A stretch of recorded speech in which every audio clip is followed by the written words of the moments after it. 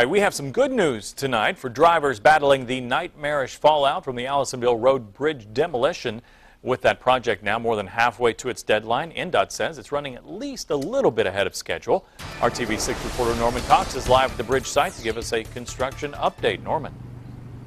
Well, this is day 65 of the 110 days allotted for this work, and INDOT says it could be finished early, at least partially because of the drought. But businesses hurting from the loss of customers are still divided about the strategy for doing this work. The Allisonville Road project has entered its most intrusive stage for drivers.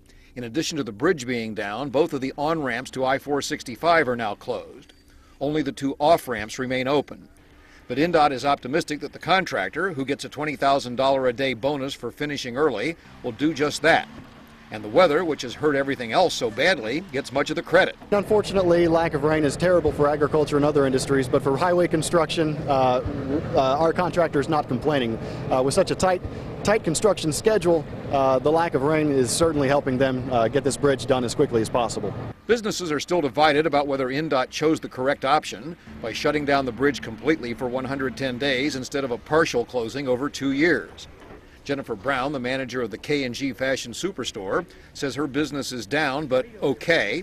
She's glad INDOT adopted the quick approach and not the long, drawn-out construction schedule. I think that would kill the business overall, not just for us, but for the other stores, businesses that are in this area. But John Ambrose, the manager of the Harris Tire and Auto Service store on Allisonville, says business is terrible. He wishes INDOT had chosen the longer option with the partial closing. This construction is getting worse and worse, and now that they're closing the ramp, this past week and a half, my business has died pretty much completely. Two other nearby projects are going well. A flyover ramp for the US 31 Keystone project was recently finished a week ahead of schedule, and the I-69 Exit 5 work is right on schedule.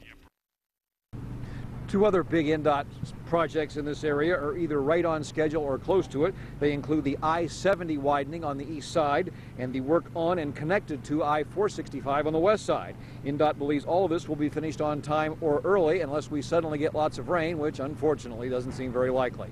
Live in Castleton, I'm Norman Cox, RTV6.